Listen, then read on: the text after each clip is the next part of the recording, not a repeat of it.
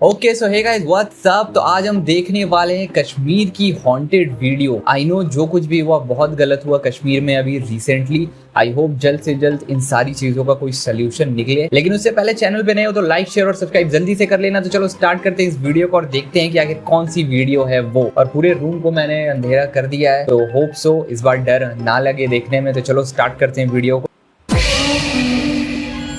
डर सबको लगता है। ओके तो कश्मीर की ट्रिप कंफर्म है ना? हाँ हाँ बिल्कुल कंफर्म। मेरी तरफ से भी हाँ है। I am ever ready. और इरफान तू? सॉरी यार, मैं नहीं आ पाऊंगा। मेरी तबीयत ठीक नहीं है, घर वाले अलाउ भी नहीं कर रहे। अरे तू छोटा बच्चा है क्या जो अलाउ नहीं कर रहे? हम तेरे घर आ रहे हैं और अंकल आंटी से बात करेंगे। तुझे चलना है मतलब एक चलना ना है। एक कोई होता ही है हमारे नहीं, ग्रुप में। मेरी बात तो सुनो। कॉन्फ्रेंस कॉल कट हो चुकी थी। आधे घंटे के अंदर वो चारों इरफान के घर पहुंच गए। आंटी बहुत मुश्किल से ये ट्रिप कंफर्म हुई है, प्लीज इरफान को जाने दीजिए ना। लेकिन बेटा इसकी तबीयत बहुत नासाज है और ऐसे ही नासाज तबीयत में बाहर निकलना सही नहीं रहता। कोई बुरी शय काबू में ले सकती है। कौन बुरी शय? जिन्नात। जिन्नात क्या? जिन का नाम सुनते ही सब हंसने लगे, लेकिन इरफान की माँ ने बहुत ही संजीदा अंदाज में कहा, तुम लोग शायद नहीं मानते होगे, लेकिन हम मानते हैं कि जिन्न होते हैं और वो बहुत कुछ कर सकते हैं। आप बेफिक्र रहिए आंटी, आपके इरफान को कुछ नहीं होगा, हमारी जिम्मेदारी है। कुछ देर की मशक्कत के बाद आखिरकार इरफान की माँ मान गई और वो पांचों लोग कश्मीर की ट्रिप के लिए निकल गए। दिल्ली से कश्मीर के लिए निकले हुए इन दोस्तों को कुछ ही घंटे हुए थे। रास्ते में वो खूब मजे कर रहे थे, लेकिन जैसे ही कश्मीर की हंसी वादियों की झलक दिखनी शुरू हुई, सब मंत्रमुग्ध हो गए। चारों ओर बर्फ से ढकी पहाड़ियां, देवदार के ऊंचे ऊंचे पेड़ और ठंडी ताजी हवा, ये सब किसी सपने जैसा लग रहा था। सूरज ढलने को था और उसकी सुनहरी किरणें बर्फीली पहाड़ों पर गिरकर एक अलौकिक दृश्य बना रही थी। तभी अचानक अबे क्या कर रहा है? हट! गाड़ी अचानक रुक गई और सभी को जोर का झटका लगा। सामने सड़क के बीचों बीच एक बुजुर्ग फकीर खड़ा था। कौन है भाई? उसकी आंखें गहरी थी, चेहरे पर कोई भाव नहीं था और वो एक ट्रक गाड़ी की ओर देख रहा था। अबे मरना है क्या बाबा? बीच सड़क पर क्यों खड़े हो? कश्मीरी चाय पियोगे? ये सुनकर सभी चौंक गए। उसकी झोली में कुछ नहीं था, कोई केतली, कोई कप, कुछ भी नहीं। फिर भी उसने ऐसे पूछा जैसे सच में चाय पिलाने आया हो। वो उन लोगों के पास आ कौन गया, है ये? पर विनीत ने उसे अनदेखा किया और गाड़ी बढ़ाने की कोशिश की, लेकिन उसने अचानक स्टीयरिंग पकड़ लिया। अबे यार, ये चाय पीकर ही जाओ।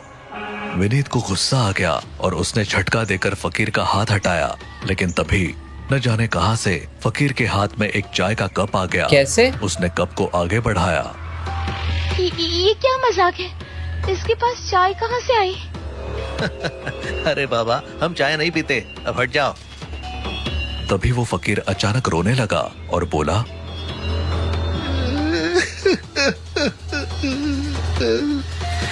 मैं कोई फकीर नहीं हूँ, मैं बस चाय बेचता हूँ, लेकिन कोई पीता नहीं है।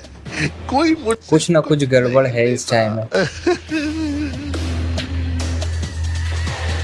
उसका रोना अजीब था, जैसे किसी गहरे दर्द से निकली आवाज हो। इरफान को उस पर दया आ गई। उसने जेब से पैसे निकाले और चाय खरीद ली। जैसे ही उसने पहला घूंट लिया, फकीर मुस्कुराया, एक अजीब सी मुस्कान, और फिर अगले ही पल वो गायब हो गया। इरफान ने इधर उधर देखा, लेकिन वो कहीं नहीं था। गायब कहाँ हो गया? कहाँ गया वो? ये तो अभी यही था। अबे तूने क्या पी लिया? इरफान ने झटके से चाय का कप नीचे गिरा दिया।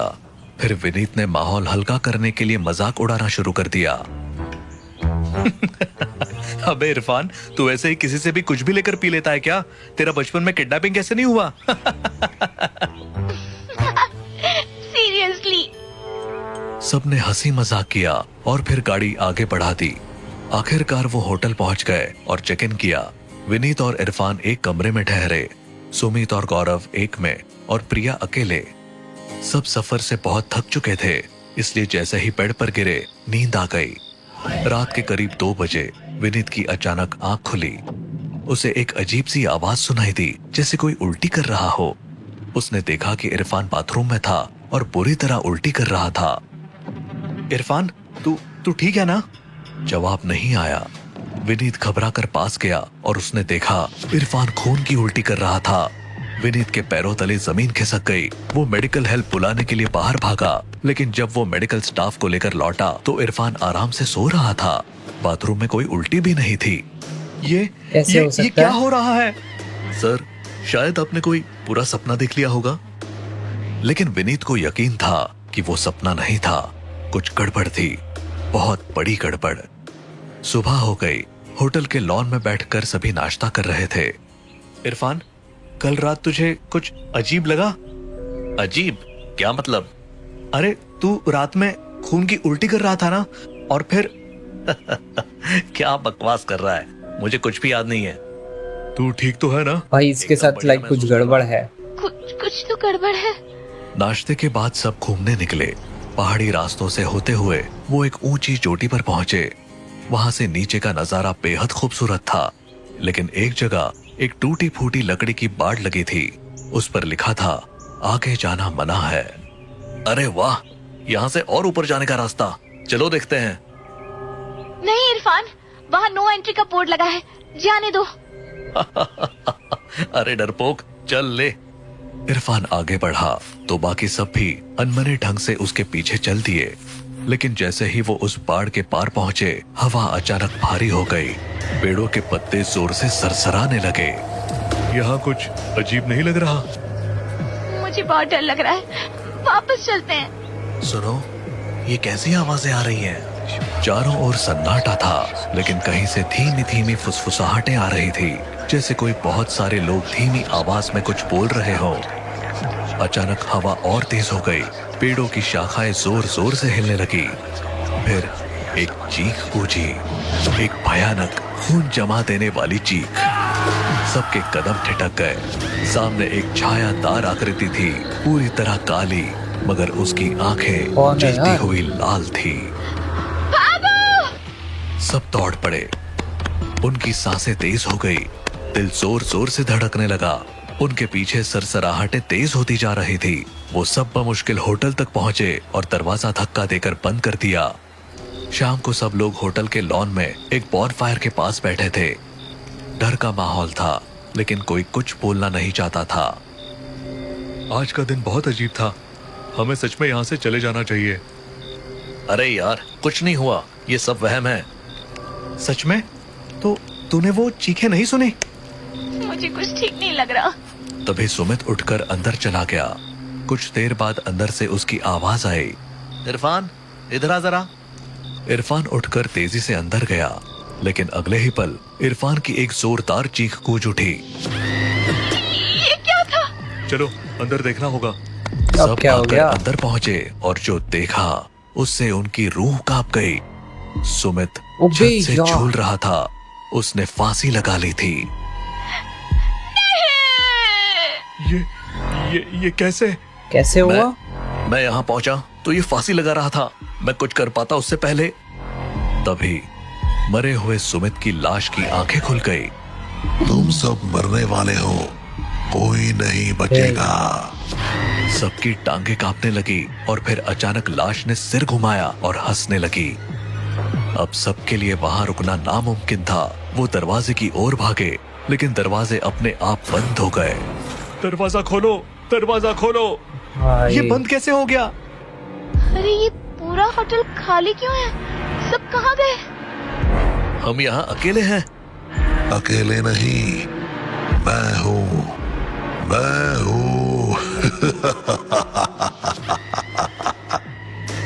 तभी एक जोरदार झटके से दरवाजा खुला और वो सब बाहर निकलकर सड़क पर भागे। वो लोग थोड़ी दूर जाकर एक जगह पर रुके। तभी अचानक किसी ने विनीत के कंधे पर हाथ रखा। सबके दिल एक साथ कांप गए। वो डर से मुड़े और सामने खड़ा था एक मौलाना। अरे यार, क्या हुआ बेटा, तुम लोग यहाँ ऐसे छिपे क्यों हो? सबने हाफते हुए उसे सारी बातें बता दी। मौलाना की आंखों में गहरी चिंता झलकने लगी।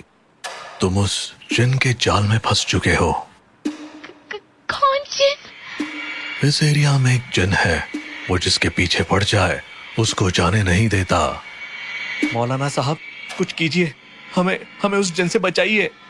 चलो आओ मेरे घर चलो, आओ जल्दी अंदर आओ। वो सभी मौलाना के घर में घुस गए। मौलाना ने दरवाजा बंद किया, अंदर जाकर अपनी किताब खोली और कुछ पढ़ने लगे। जैसे ही उन्होंने पहला शब्द बोला तो इरफान चिल्ला पड़ा, अरे बस, ये सब करने की जरूरत नहीं है, हम यहाँ से चले जाएंगे और बच जाएंगे। नहीं, जिन तुम्हारा पीछा कभी नहीं छोड़ेगा। तभी इरफान भाई उसी के जोर साथ से कुछ ना कुछ और गड़बड़ है। अचानक उठकर बोला, हाँ तो तू मुझे रोकेगा? उसकी आंखें सुर्ख हो गई और आवाज गूंज उठी, तुझे क्या लगता है मौलाना, तेरा ये पढ़ना लिखना मुझे रोक सकेगा? इरफान तुम्हें क्या हो गया है? चुप रहो। चुप, मैं तेरा इरफान नहीं हूँ। सबके दिल दहल गए क्योंकि अब उन्हें समझ आ गया था कि इरफान के अंदर वही जिन था। डर के मारे सब भागने लगे, लेकिन इरफान ने झपटकर प्रिया को पकड़ लिया और बोला, तुम लोग जाना चाहो तो जा सकते हो, लेकिन ये लड़की मेरे बच्चे को जन्म देगी। अबे प्रिया यार, के चीखने की आवाज पूरे कमरे में गूंज उठी। मौलाना ने झट से अपनी जेब से पवित्र पानी निकाला और इरफान पर छिड़क दिया। इरफान एक पल तो झटपटाया और प्रिया छूटकर भागी, मगर इरफान अब भी उनकी ओर बढ़ रहा था। तुम लोग भागो, इसे मैं रोकूंगा। मौलाना साहब, नहीं। भागो। वो तीनों दरवाजे की ओर भागे। पीछे मौलाना ने इरफान को जकड़ लिया और उसके कान में आयतें पढ़ने लगा। जिन जोर से हंसा और पल भर में मौलाना की गर्दन पकड़ ली। मौलाना और इरफान दोनों ही तड़प रहे थे। कुछ सेकंड बाद एक क्रैक की आवाज के साथ मौलाना की अबे गर्दन यार टूट मार गई। दिया उसको भी। तब तक जिन इरफान के शरीर से बाहर निकल चुका था। उधर विनीत, गौरव और प्रिया कार में बैठकर दूर जा चुके थे और वो जिन बिना शरीर के उनका पीछा नहीं कर सकता था। वो तीनों तो बच गए, लेकिन मौलाना और इरफान वहीं पर मारे गए। भाई ये क्या था, मतलब ये हुआ क्या? ना कोई प्रॉपर एंडिंग किसी कहानी की, ना कुछ। मतलब भाई मुझे भी समझ नहीं आया इसकी एंडिंग है किधर। पता नहीं इसकी एंडिंग कहाँ पर थी, लेकिन कहानी जैसी भी थी काफी ज्यादा मजेदार थी। मतलब इसकी एंडिंग देखकर थोड़ी सी गांड फटी, लेकिन कोई बात नहीं, इतनी फटती है। और अंधेरे रूम में बैठा हूँ तो जाहिर सी बात है 10% ज्यादा भी फट सकती है। तो बस यहाँ पे एंड करते इस वीडियो को। कमेंट सेक्शन में बताना कि तुम्हें वीडियो कैसा लगा। अगर इसका दूसरा पार्ट आता है तो मैं इसका पार्ट 2 जरूर लेकर आऊंगा। तब तक चैनल को लाइक, शेयर और सब्सक्राइब कर लो। मिलेंगे तुमसे अगली वीडियो में, तब तक के लिए